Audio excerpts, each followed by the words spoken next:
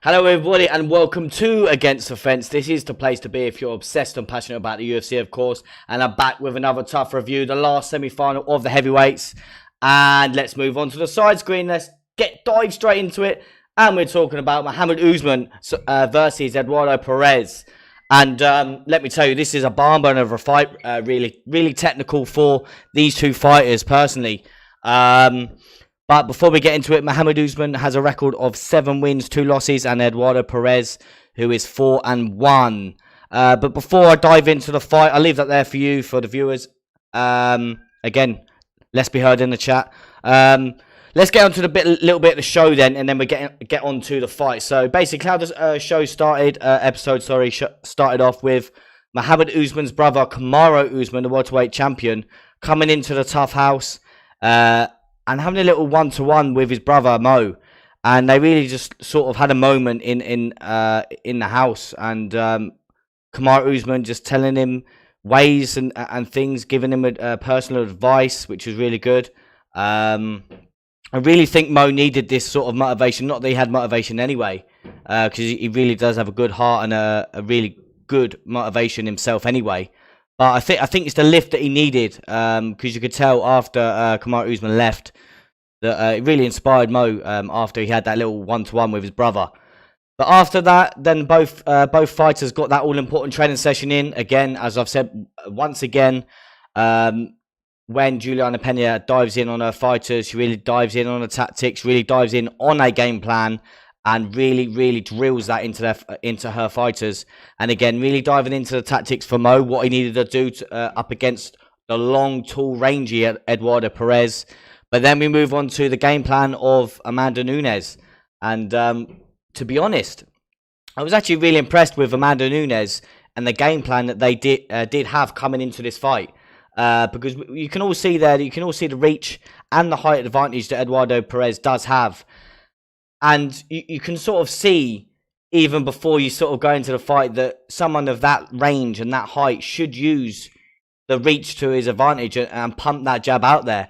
And Amanda Nunes really did dive into her fighter using that the reach, going off that jab, what to do off the jab, and everything like that. So again, I was really impressed with Nunes on that.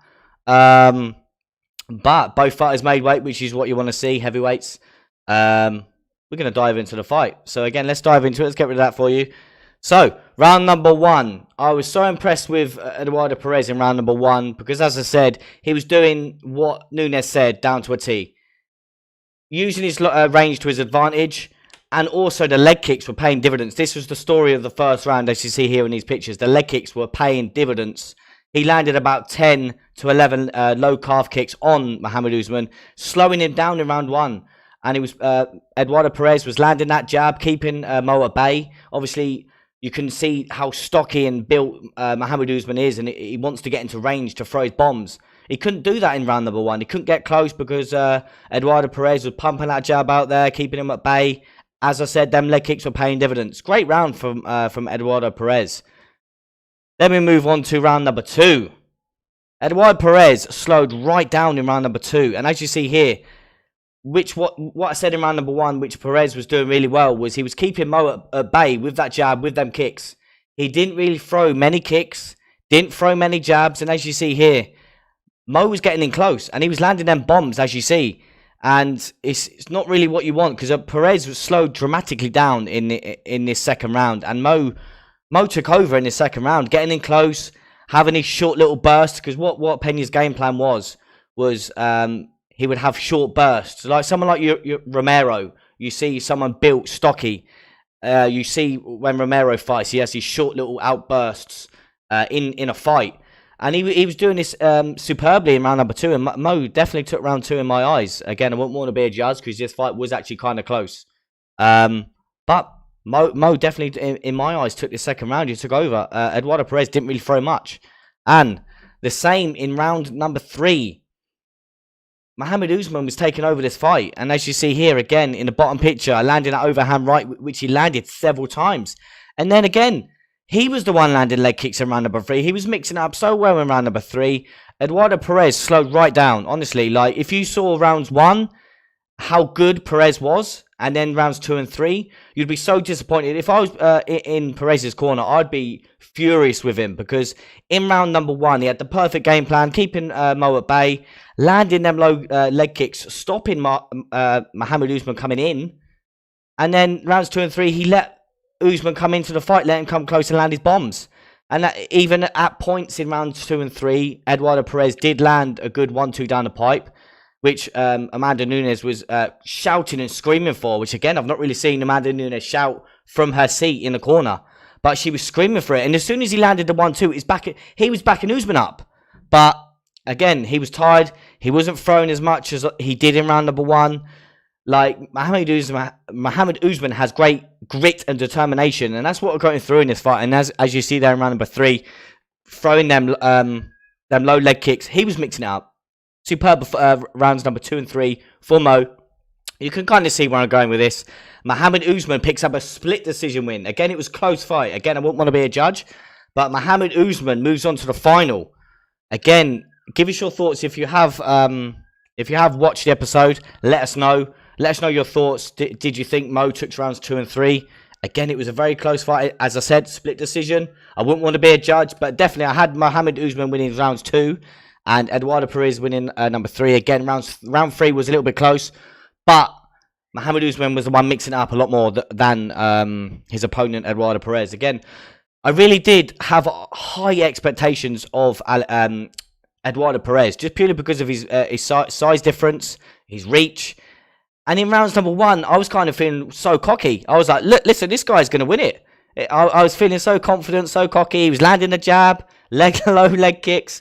But again, this is MMA, and this is what you love. MMA math sometimes doesn't work out, does it? But again, give us your thoughts if you are in the chats. Welcome in if you are there. But we've got to move on now. We've got to move on. We've got to move on. So, as I said, these are the matchups that have played out now. So the semi-finals at the bottom there, you see Zach Punga beat Jordan Heidemann. And as we just witnessed, we saw Muhammad Usman picking up the win against Eduardo Perez. So, the final is going to be Zach Punga of Team Peña against Muhammad Usman of Team Peña. So an all Peña final. I did say that Team Peña would go on and win it. But again, this fight stylistically is an interesting one. It really is an interesting one for me. As I've said, rounds 2 and 3 for Muhammad Usman, he was doing so well, and he was mixing up well with the kicks. He was landing his jab out there to get in close to land his bombs. And a very technical rounds 2 and 3 from Mo. But Zach can mix it up a little bit more and a little bit better. He's a little bit quicker than Mo, but this is where it gets tough for me, because I think Zach could mix in a takedown or 2, which is where we've not really seen Mo have that sort of disadvantage in the show so far. We've not really seen anyone take him down. This is why it's so tough. Again, give us your thoughts in this final matchup. Who do you think is going to take it? Me personally, oh dear me, it's a tough one. But I did say I do love Usman's story. I'm rooting for him, to be honest. I really do wish I have high hopes for him. But just technically more, I think Zach Punga definitely technically again should win this one. It's like I said that Eduardo Perez should beat Usman, but Usman had the grit and determination to go on and win the fight. I do think that Zach's going to win the final, but anything can happen in this heavyweight division. Obviously, all it takes for Mo is to land that one bomb. But I just think that Zach can mix it up a little bit more than Muhammad Usman. Again, give us your thoughts on this. I really don't know. I really don't know. But yeah, I did say Zach. I'm sticking with Zach. But again, I want Usman to win. Just because it would be great for him to win. Obviously, the story behind him. It would be class. It would be class if he were to win again. Again, give us your thoughts on that. Just before I get it away, give us your thoughts quickly. But it's gone now. It's gone. It's gone. But before we do move on, we do have next week. We do have Caitlin Neal of Team Nunes taking on Juliana Miller of Team Peña. Who's going to win this matchup? Again, stylistically, this is a great matchup. Both technically sound. Juliana Miller is the one with more grit and determination, but the more technical fighter is Caitlin Neal. Output wise, I really do think that Miller is going to take over this fight. I really do. I just think she's going to have a little bit more than Caitlin in this fight, because I've not really seen Caitlin use her wrestling. But again, we saw in Juliana Miller's last fight, she got taken down a couple of times, but she just springs back up. She just got so good at just getting back to her feet and getting back at it. She reminds me a little bit of Juliana Jacek. I know, obviously, technically not as obviously gifted as JJ, but I just mean output and the grit and biting down on a mouthpiece when you need to, and if you get taken down, just springing back up. I think that's going to pay dividends in this fight, and I do think Juliana Miller will win this fight. Welcome in, Eros. It would be it would be great if Muhammad Usman won. It would be, honestly, it would be. Welcome in anyway. Just purely because, obviously, having two Usmans in UFC, imagine. But yeah, in this fight here, I do think that Juliana Miller will give us your thoughts on this one if you are in before it goes as well. But yeah, I think Juliana Miller will win this one stylistically. I think she's just going to have that little bit more than her opponent, Neil.